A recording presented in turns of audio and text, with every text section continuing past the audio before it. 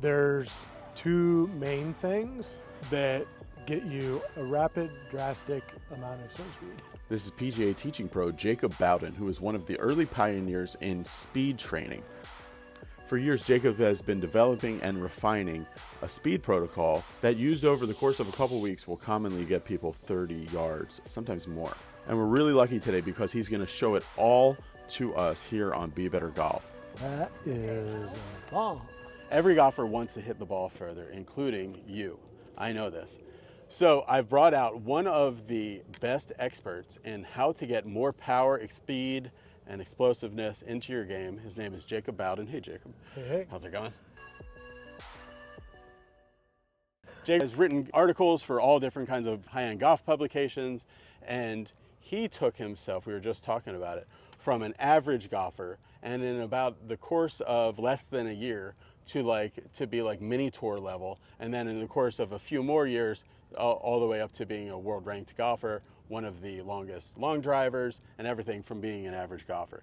You were just telling me the big event in this area is the Long Beach Open, the big local event. Yep. And you said your first professional round in the 60s was at the Long Beach Open. How long was it from that January 1st that you were in California until you shot in the 60s at El Dorado? So I started January 2003, and then that event was the 2007 Long Beach Open, so 4 years roughly. That's amazing. Yeah. That's really cool. Okay, so we're talking about speed and distance. First of all, if somebody had, and this, I'm just putting you on the spot, but if somebody had 3 myths about getting further, hitting it longer, what would you say those are? Myths about distance. Yeah. Well, when I first started, it used to be that you're either long or you're not. Okay, so, right. Yeah. You could like improve your technique, but like, you got what you got and that was it. That's about all the gas you have in your tank, and that's it. Yeah. And so, but now we're realizing, and we know that like if you work on your body, you can have a swing that's 90 miles an hour in perfect technique, and the one that's 100 miles an hour in perfect technique, and the one that's 100 miles an hour is going to go farther. And people of any skill level, any age can train that. So that was used to be one thing. Another, you can get significantly stronger without getting bigger. And there's also, and one of the advantages about the internet these days, you can find a lot of like really muscular bodybuilders that are extremely flexible, doing the splits, doing all kinds of like different yoga moves. So like you can have both. Just because there were some people that happened to be big and they were stiff, it doesn't mean that that's, it's not an absolute. So what's the last thing that you've noticed that might be a misconception that people have about getting longer or getting more speed? Maybe age related. Yeah. People assume it's like, I should be short because I'm old. There's it's like, oh well, I'm old, like I'm gonna lose distance, and maybe it'll like statistically it goes down, but like with things like swing speed training, you can do stuff to really slow that or level it off or even increase it. Like I've had people in their 80s like increase their distance. So it's something that you can, that's something, I guess that would be a good one. Yep. So let's get into this step-by-step guide about how you can get longer. This video alone, there's no premium section to it. There's nothing else. This video alone is going to be the one that you're going to want to save and you're going to want to watch and also share with people, because this is definitely going to make you guys longer just from watching this and then putting some of these things into play. I've seen this stuff. It's really good. All right. So what are some of the things that any golfer who really feels that they could be hitting it further but aren't can start doing to get longer? When I talk about distance and getting more distance, typically I put that into like 3 buckets. Yeah. One is equipment fitting. I've taken like 2 brand new drivers, one that's fit for me and one that's like not fit for me at all. And you pick them up and you look at them and like, oh, these are both, they're brand new. They're both going to be great. Yeah. And there'll be like a 30-yard difference between the drivers. Oh, okay. So, and that's something that's what does that come down to usually? Like the flex of the shaft making too much spin, or what? or all kinds of things? My forte isn't so much club fitting, but Right. like just marrying the right components together. So if you work with a club fitter that has a lot of inventory to choose from, that's knowledgeable, and that is also incentivized for your performance and not incentivized to push a certain brand on you or Right, something like that. right. Fortunately, the technology's advanced so much since I first started. I knew the club fitting would make a difference. Like I remember I played some mini tour events in Europe, and I would hit it way past the guys, in part because I was swinging faster, but also like I knew that like, I've just observed from long drive to bring down my spin a little bit.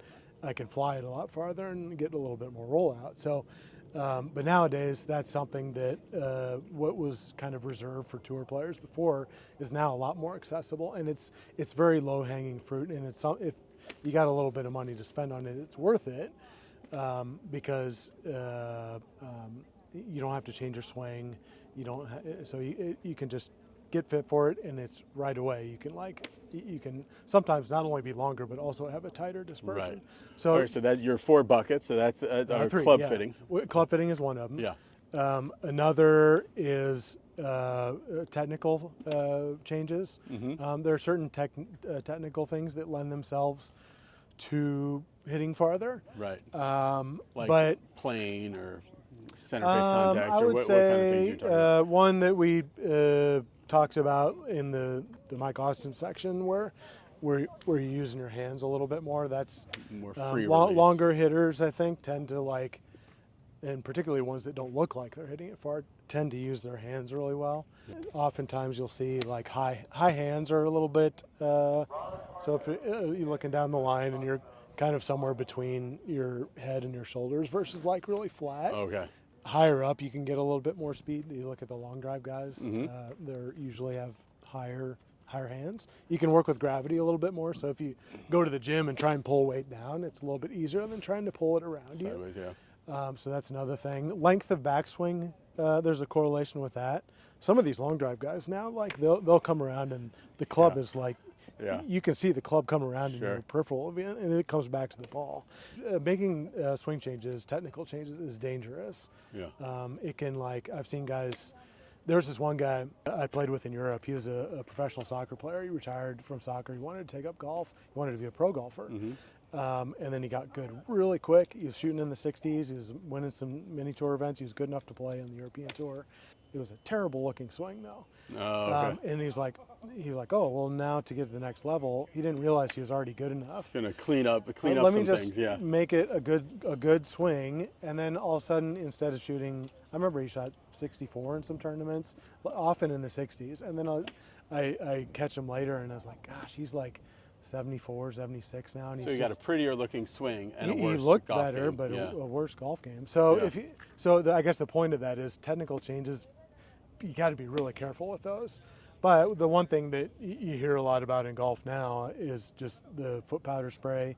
If if you're looking for a cheap at-home kind of thing where you don't need to buy a launch monitor, spray some stuff on your club face and just practice hitting the center of the club face. Really and important, You'll kind of like often find your way to like doing what you need to do personally for you, technically, to like hit the sweet spot a lot, which will help your dispersion and distance. And then the third one is working on your body, the golf fitness kind of stuff. And that is an area that's... a lot of regular golfers don't want to hear this. They're kind of resistant to the golf fitness idea. It's not as bad as you might think. Yeah, because whenever I put up a topic, putting, distance, irons, wedges, golf fitness will always be my lowest views if I do something about golf fitness.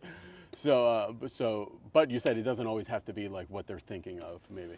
Yeah, golf fitness is a relatively new kind of thing, I guess. It went from like Gary Player doing like sit-ups, push-ups kinds of things, Greg Norman like being fit, Tiger doing things in the gym. But that was like, although they were playing golf and they were maybe fit, and they just kind of put it together as golf fitness. It was just kind of general fitness, and it didn't really have anything to do with like hitting the ball farther, which we know now there's a correlation between how fast you swing and your handicap index, your scoring it. And this exists even on the tour. So club head speed, if you want to get better, and you've been doing the equipment and you've been doing some technical things, and you're looking for more, or just an extra advantage, like looking at swing speed training is a really important thing. Like I think even famous trainers now and tour trainers, it's still so new. A lot of them just don't. Now, are you making a difference between golf fitness and then swing speed training? Are these two different things, or what do you mean by those? Yeah, because I guess like if you think about golf fitness, when you play, and this just depends on the golfer, I guess, but if you go to a tour event, it sounds like, oh, they're just playing golf a few days a week, but it's mentally and physically exhausting. Sure. To well, play you're walking 6 hours a day, and event, you're golfing, and then you're warming hitting up, balls practicing before and after, and your attention is like you're so focused because the margins are so slim at that level. So it's, I guess swing speed training is like an arm of golf fitness, I would say. So let's stay under this third umbrella for this video and give us some things that we can do to get faster. With swing speed training, fortunately I've been at this for a while. I kind of started to glean onto it like when I was competing in 2003, and then especially in 2006, and then in 2007 was when I first launched Swingman Golf, which was about like swing speed training. Yeah. So I've got a little bit of history and experience with it, fortunately.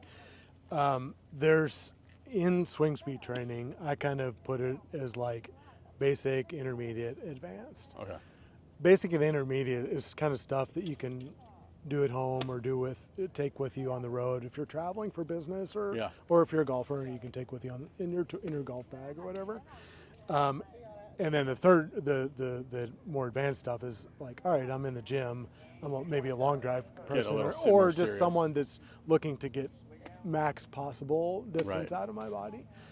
At the basic level, there's two main things that get you a rapid, drastic amount of swing speed. All right, cool. So don't hold back. Let's see. Yes. Let's see what those things. So the two things are, one, practicing swinging fast, and a lot of the things are kind of gleaning onto that. Like so, the stack system or super speed golf or anything where you're just like, all right. If you just zoom out to the simplicity of it, like, all right, I want to swing faster. Yeah. You need to try and swing faster. Okay. So that's part of it, is just practicing swinging fast. And if you're not doing anything. And does it have to be like a lighter club or something like that? Or do you think, from what you've found, is it really just about swinging faster, not so much about the weight of it? It's more just about, one, practicing swinging fast or not. Okay. So most people aren't doing it at all. So if you take twice a week, 30 swings where you plop down a radar, and just with your own driver, take 30 rips at it. So just show me how that would look if I was doing this, and that way we can kind of see it at home. Would you say twice a week or once a week? Yeah, twice a week. And it's 30. It's 30 air swings. You can do air swings or you can hit balls. Okay. Sometimes I'll hit balls because like you need to be able to put the speed out on the golf. You need to keep it on the golf course. Yeah, right. So you can work on your speed. Okay. Be working on your speed, but then also try and hit the center of the face. Sure. So the really, although you can do swing systems like with lighter clubs and heavier clubs like stack or super speed or any of those kinds of ripstick or those kinds of things, the important thing is just practice swinging fast. Yeah. And a lot of times just get some kind of radar. Okay. And then your driver, and that's all you need. So what do you want me to do here for? I do 30 swings because if you think about a round of golf, you're going to have 14 tee shots, another 15-ish full swings, and the rest are chips and putts and other kinds of shots. If you're like so just swing fast. Yeah, swing fast and see what you can get. So 118, that's very good. So see, and this is like something I would caution you against. Yeah. Is rapid firing too much. Oh, okay. You want to be almost fully recovered in between each one. Yeah. So if you think about like a sprint or a marathon runner, if you just do 10 100 sprints consecutively, you're not going to get through them all. You got to like Right. do the 100. Yeah. Wait a second. Okay, so I'll just go through 5 for sake of time. Yeah. But the second one was 113. And then also just a couple things to point out. Also, Yeah, sure. if you're doing it without hitting balls, don't swing and then rush to look at the radar. Oh yeah, Like, yeah, nice balance finish. Swing, finish, pretend like the ball is going out there, then look back. So have a little bit of patience. Great, good. And then that also helps put some space between the swings. Yeah. And Stack is like doing a good job with that. In their app, they have a timer where okay. you can't, it won't pick up the next one until you've put some space. Well, so that's something that I never knew, and I've been super guilty of whenever I've done this. I'm we'll do, more of a machine gunner. And when you see it there, you did the first one, you did 118, then the second one right away was 113. So Right. just put a little space between it there. Yeah. Okay.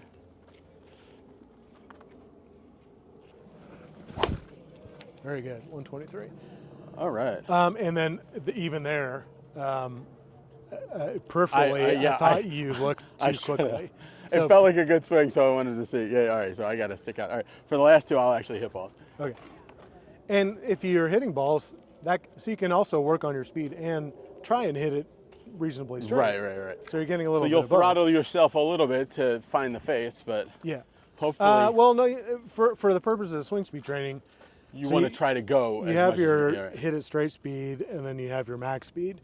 You want to try and raise your max speed so that When you did long drive, if there was 100% all out, what were you existing at in a long drive competition? I've heard guys say 100% because you'll lose if you don't. Yeah. Well, it depends on if you're a guy that now is swinging in the 160s, you can throttle back and still be in the 150s. Okay, I gotcha. But for guys that are maxing in the 140s, you got to go 100%. So it just depends on where you are. Okay, gotcha. All right, this is but you recommend for us trying to build our speed, we're fully recovered, close to 100% on these ones. Yeah, again, it's like there's the put it in play and on the golf course and then the 100%. And the idea for swing speed training, work with the 100% to try and raise that so that when you back off to hit the straight speed, that goes up proportionally over 4 to 6 weeks or however long you want to train. Yep. Okay, so one more. Here's 100%.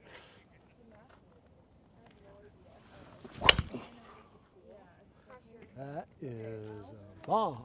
Yeah, that was good. 118, and so 118 hit it against the back fence. And you can pick out a fairway for yourself also, like I don't know, maybe the from the red flag to the or even like the 100-yard marker to the fence. Oh, okay, yeah. Like that's going to be in play. Yeah, a nice, you might miss the play, fairway, but you're not going to have penalty strokes. Okay, I won't hit another one, but that was your first thing. It was allot some time twice a week, have 30 shots with full recovery.